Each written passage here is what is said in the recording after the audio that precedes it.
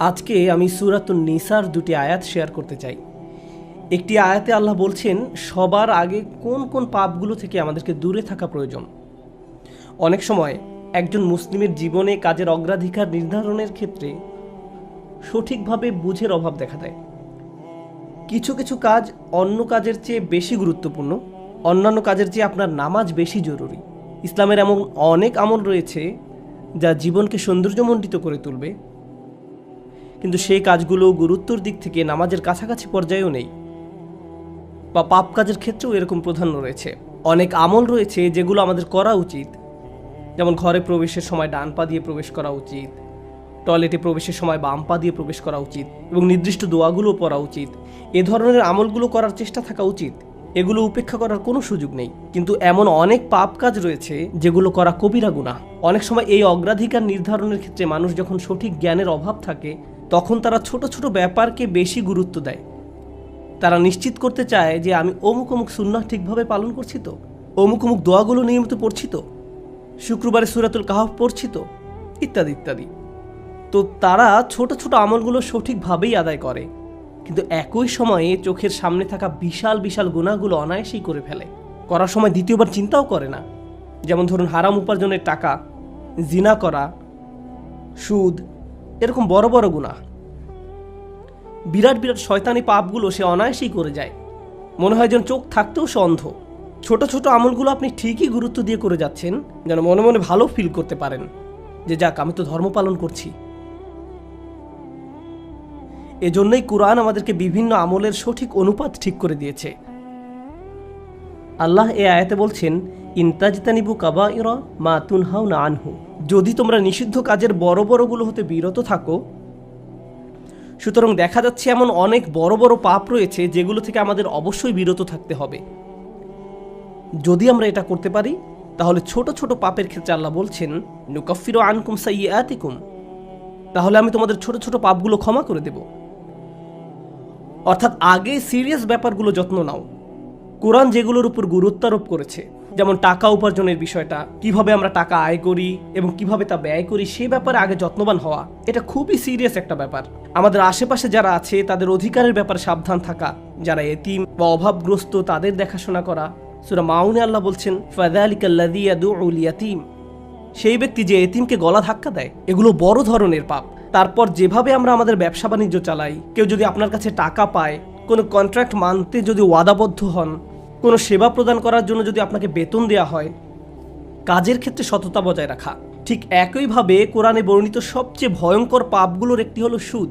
একইভাবে আমাদের পবিত্রতা রক্ষা করা, অর্থাৎ জেনা ব্যভিচার থেকে বিরত থাকা, এটা কবিরা গুনাহ। এটা এত বড় গুনাহ যে আল্লাহ বলছেন, লা তাকরাবুজ জিনা, ব্যভিচারের কাছেও যেও না। অন্যান্য ছোট ছোট গুনাহে তোমরা হয়তো জড়িয়ে পড়বে। হতে পারে তোমার নামাজে যথেষ্ট মনোযোগ ছিল না, অজুটাও হয়তো উত্তম রূপে করা হয়নি। হতে পারে যখন নামাজ পড়ছিলে তখন অন্য কোথাও মন পড়েছিল। হতে পারে হজ বা উমরা করার সময় কিছু কিছু নিয়মকানুন ঠিকমতো পালন করতে পারোনি। কখনো কখনো হয়তো ধৈর্য হারিয়ে ফেলেছিলে। এই ছোট ছোট বিষয়গুলো ক্ষমা করে দেওয়া হবে, কারণ তোমরা বড় বড় পাপ থেকে বিরত ছিলে। ছোট বড় পাপের এমন একটি তারতম্য কোরআনে জোর দিয়ে উপস্থাপন করা হয়েছে। কিন্তু এই আয়াতের যে ব্যাপারটি আমার কাছে বেশ চমৎকার লেগেছে, সেটা শুধু তিনি যে আমাদের পাপগুলো উপেক্ষা করবেন তা নয়, বরং এই পাপগুলোর কথা মনে করে আমরা প্রায় লজ্জিত হয়ে পড়ি।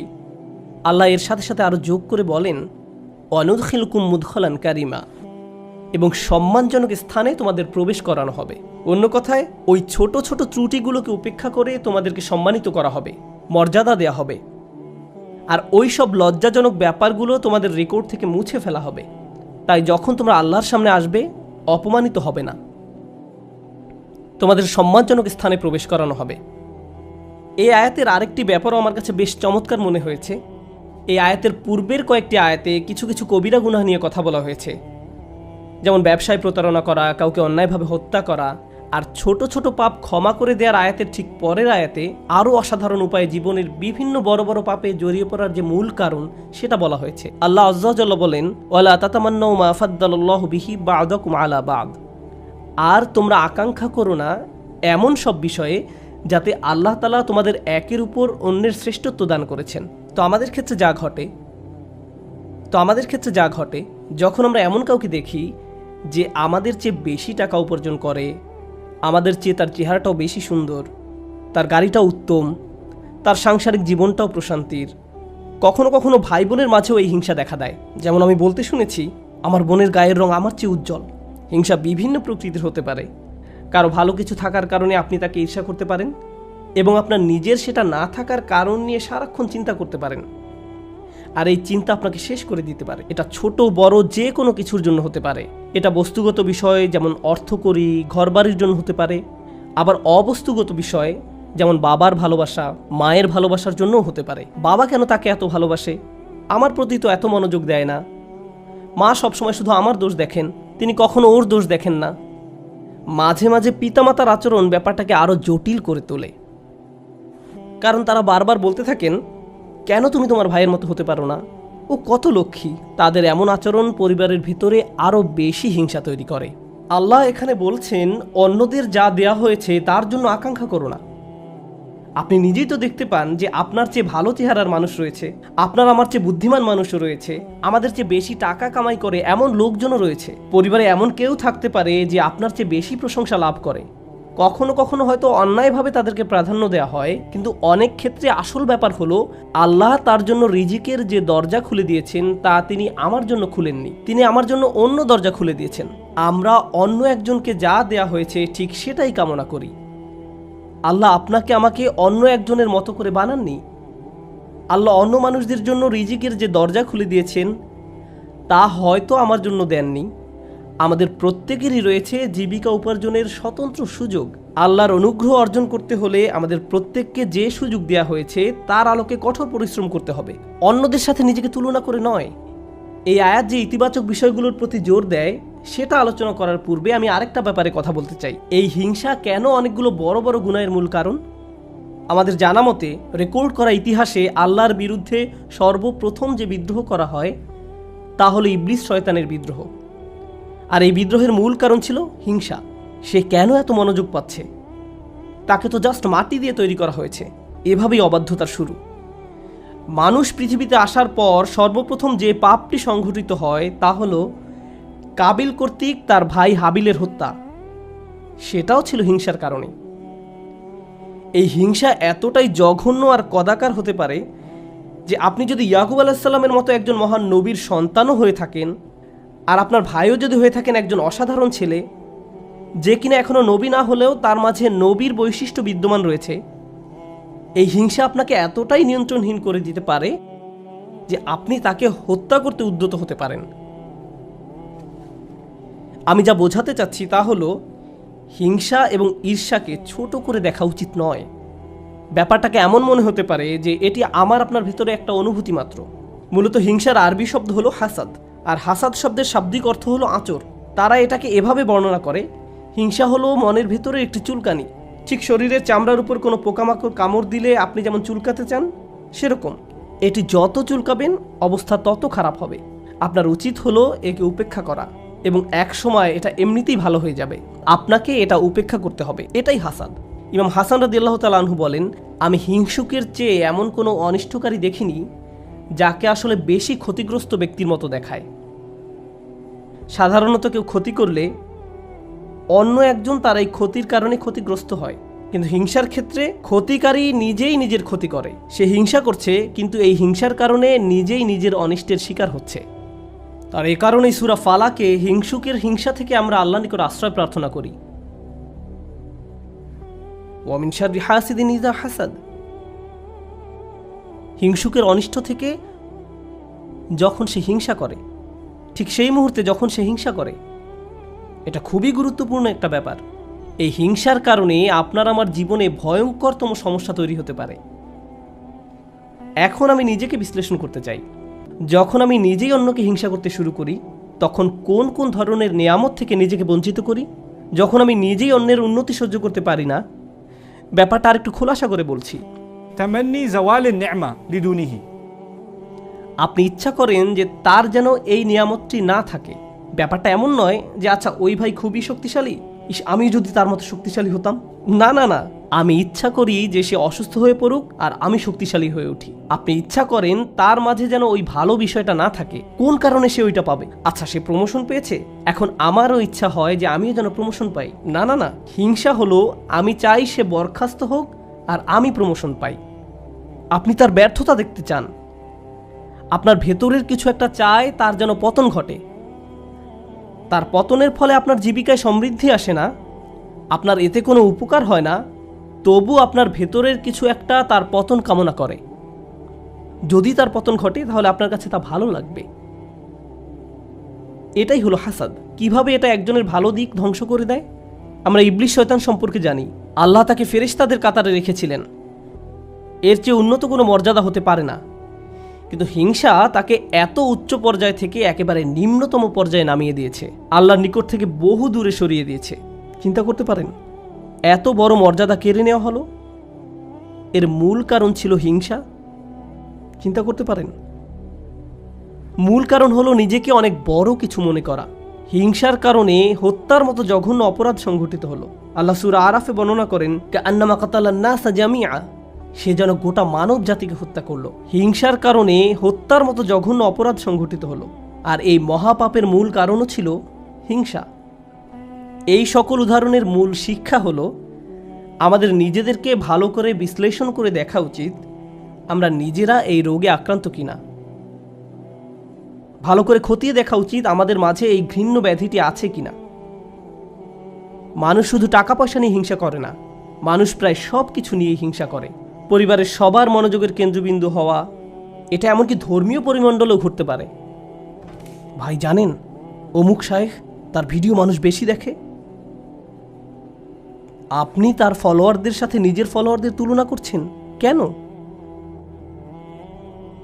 মাহফিলে তাকে কেন প্রধান বক্তা করা হলো, তাকে কেন সবচেয়ে ভালো সময় বক্তব্য দিতে দেয়া হলো? এমন ঘটনা মসজিদেও ঘটতে পারে। ভাই দেখেছেন তারা কত টাকা তুলেছে, আমরা এত টাকা তুলতে পারিনি। আর এই মনোভাব প্রতিযোগিতায় সীমাবদ্ধ থাকে না, হিংসায় পরিণত হয়। কেন তারা আমাদের চেয়ে ভালো করছে? এই হিংসা এমনকি ধর্মীয় পরিমণ্ডলেও আঘাত করতে পারে। মদিনায় আসার পর সাহাবীরা ধারণা করেছিলেন মদিনার ইয়াহুদিরা সবার আগে ইসলাম ধর্ম গ্রহণ করবে। এ সম্পর্কে কোরআনে এসেছে, আফাতাতমাউনা আইয়ুমিনু লাকুম, তোমরা কি আশা করো যে তারা তোমাদের কথা ঈমান আনবে? কারণ তারা আহলে কিতাব, তারা ওহী অবতীর্ণ হওয়া সম্পর্কে অবগত ছিল। তারা রাসূল সাল্লাল্লাহু আলাইহি সাল্লামকে সেভাবে চিনত যেভাবে তারা তাদের ছেলে মেয়েদের চিনতে পারত। এর কারণ ছিল আসলে হিংসা। তারা এই ব্যাপারটা মেনে নিতে পারেনি যে নবী প্রেরণের অনুগ্রহটি বনী ইসরাইলদের কাছ থেকে অন্যদের কাছে চলে যাবে। তারা চাইতো ওহী মুহাম্মদ সাল্লাল্লাহু আলাইহি সাল্লামের কাছে না এসে তাদের কারো কাছে আসুক। জীবনের এমন কোনো দিক নেই যেখানে হিংসার আক্রমণ হওয়ার সম্ভাবনা নেই। এটা আপনার চাকরি জীবনে প্রভাব ফেলতে পারে, ব্যবসায়িক জীবনে প্রভাব ফেলতে পারে, আপনার পারিবারিক জীবন, ব্যক্তিগত জীবন, ধর্মীয় জীবন, সামাজিক জীবন থেকে শুরু করে জীবনের প্রতিটি ক্ষেত্রে এর প্রভাব পড়তে পারে। সম্প্রতি বিশ্বের বিভিন্ন প্রান্তে ভ্রমণ করার অভিজ্ঞতা থেকে আমি এক নতুন ধরনের হিংসা সম্পর্কে অবগত হয়েছি। অনেক বোন এসে আমার কাছে প্রশ্ন করেন, এটা বলার কারণে হয়তো আমি সমস্যায় পড়তে পারি, যাই হোক, কোরআনে কেন পুরুষদের জন্য অমুক অমুক বিধান দেওয়া হয়েছে আর নারীদের জন্য সম্পূর্ণ ভিন্ন বিধান দেওয়া হয়েছে? পুরুষদের কেন বোরকা পরতে হয় না? আমাকে এই প্রশ্ন করা হয়েছিল। ডিভোর্স আইনের ক্ষেত্রে দেখা যায় আইনগুলো কেমন যেন পুরুষের অনুকূলে, মহিলারা জান্নাতে কি পাবে? আমি বলছি না যে এই প্রশ্নগুলোকে উপেক্ষা করতে হবে, কিন্তু এখানে একটা ব্যাপার আমাদের সাবধান থাকতে হবে। আমরা আল্লাহ সুবহানাহু ওয়া তাআলা সম্পর্কে কথা বলছি। তিনি যখন কোনো বিধিবিধান নাজিল করেন, এই বিধানগুলো আমি প্রবর্তন করিনি, আমি শুধু এই বিধানগুলো বোঝার চেষ্টা করেছি এবং শেখানোর চেষ্টা করছি। কিন্তু যিনি এই বিধানগুলো দিয়েছেন তিনি হলেন সবচেয়ে দয়াবান, ভালোবাসাপূর্ণ এবং সবচেয়ে ন্যায় বিচারক। যদি এই বিধান নিয়ে আপনার অন্তরে খুঁতখুঁতে ভাব থাকে এবং মনে মনে ভাবেন যে আমার মনে হচ্ছে এখানে ন্যায্য বিধান দেয়া হয়নি,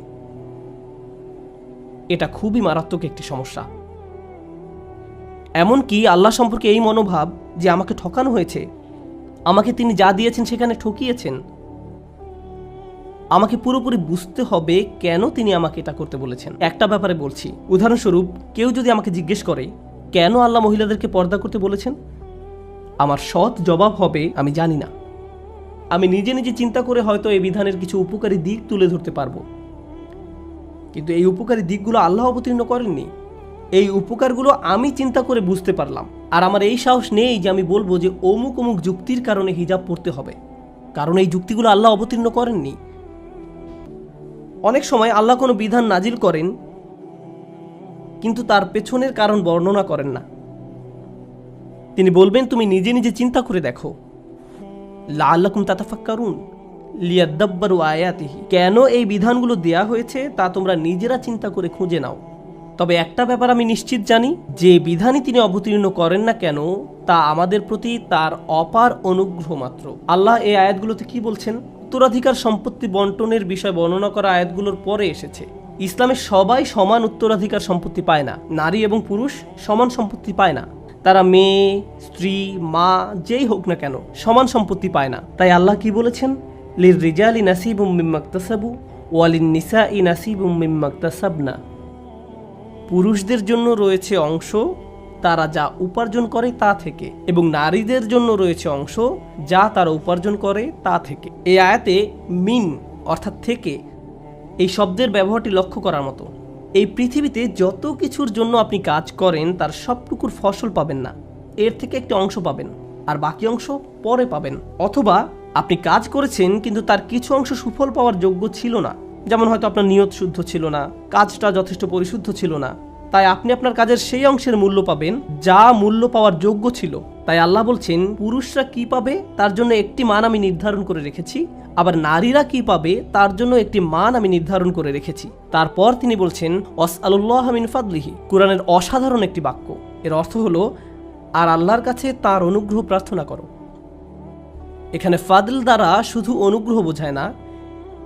হিংসার ক্ষেত্রে হিংসুক ব্যক্তি মনে করে অমুক আমার চেয়ে বেশি ফাদল পেয়েছে, অমুক ব্যক্তি সম্পত্তির দিক থেকে আমার চেয়ে বেশি ফাদল বা অধিক আনুকূল্য পেয়েছে, অথবা চেহারা সুরতের দিক থেকে বা সুযোগ সুবিধার দিক থেকে বেশি আনুকূল্য পেয়েছে। বাসায় কোনো মেয়েও এমনটা অনুভব করতে পারে, কারণ তার বোন বিয়ের সব প্রস্তাব পাচ্ছে কিন্তু সে পাচ্ছে না, আমার বোন আমার চেয়ে বেশি ফাদল পেয়েছে। আল্লাহ বলছেন যদি তুমি ফাদল পেতে চাও তাহলে আল্লাহর অন্য কোনো সৃষ্টির চেয়ে বেশি চাওয়ার পরিবর্তে সরাসরি আল্লাহর কাছ থেকে নিজের জন্য ফাদল চাও। নিজেকে অন্যদের সাথে তুলনা করা বন্ধ করো, বরং আল্লাহর নিকট থেকে তুমি নিজের জন্য কি পেতে পারো তার দিকে মনোযোগ দাও। মনে মনে ধরে নাও যে আশেপাশে কারো কোনো অস্তিত্ব নেই, অন্যদের কি আছে সে সম্বন্ধে চিন্তা ভাবনা করা বন্ধ করো। মনের উপর যদি এরূপ নিয়ন্ত্রণ প্রতিষ্ঠা করতে পারেন তাহলে খুবই সুখী জীবনযাপন করতে পারবেন। যদি কখনো এমনটা হয় যে তুমি ক্লাসে বসে আছো, স্যারের বক্তব্য শুনতে পাচ্ছ কিন্তু কিছুই বুঝতে পারছো না, মনে মনে ভাবছো আমি জানি না আমি কোন স্বর্গে বাস করছি, কিন্তু তোমার পাশের ছেলে বা মেয়েটি প্রতিবার হাত তুলে স্যারের প্রত্যেকটা প্রশ্নের জবাব দিচ্ছে আর তোমার মন বিষিয়ে উঠছে। মনে মনে ভাবছো যদি মেয়েটাকে কষে একটা চড় দিতে পারতাম, আমি তাকে সহ্য করতে পারছি না কারণ সে সব প্রশ্নের উত্তর দিচ্ছে। তোমার সকল মনোযোগের কেন্দ্রবিন্দুতে এমন একজন যে তোমার চেয়ে বেশি বুদ্ধিমান, যে স্যারের প্রিয় ছাত্র, যে সকলের মনোযোগ পাচ্ছে, যার কারণে তোমার নিজেকে খারাপ ছাত্র মনে হয় বা যার কারণে তারা তোমাকে লজ্জা দিচ্ছে। কিন্তু একটা ব্যাপার কি তুমি খেয়াল করেছো? তুমি সেখানে বসে আছো শুধু তুমি এবং শিক্ষক। তুমি এখানে এসেছো শিখতে, অন্যের দোষ না দিয়ে তোমার উচিত নিজেকে দোষ দেয়া। হায় হায় আমি আমার মনোযোগ হারিয়ে ফেলেছি। নিজের কাছে ব্যাখ্যা দাবি করো কেন তুমি মনোযোগ হারালে। প্রশ্ন করতে গিয়ে লজ্জা অনুভব করো না। তুমি এখানে এসেছো নিজের উন্নতি সাধন করতে, অন্যদেরকে নিজের মূল্য বোঝাতে নয়। তুমি এই জন্য শিখতে আসনি। একই কথা প্রযোজ্য চাকরির জায়গায়, পরিবারের। অন্য কাউকে বেশি দাম দেওয়া হচ্ছে বলে আপনি নিজেকে গুটিয়ে ফেলবেন না। যদি কোনো অন্যায় করা হয় আপনি কথা বলুন, কোনো কিছু যদি বলার থাকে বলুন। যদি কোনো কিছু আপনাকে বিরক্ত করে ভেতরে ভেতরে জ্বলবেন না এবং এটাকে বড় হতে দিবেন না, নিজের ভেতরে ঘৃণা তৈরি হতে দেবেন না। আমরা আল্লাহর নিকট যে দোয়াগুলো করি তার একটি হলো ওয়ালা তাজআল ফি কুলুবিনা গিল্লাল লিল্লাযিনা আমানু, ঈমানদারদের বিরুদ্ধে আমাদের অন্তরে কোনো বিদ্বেষ রেখো না।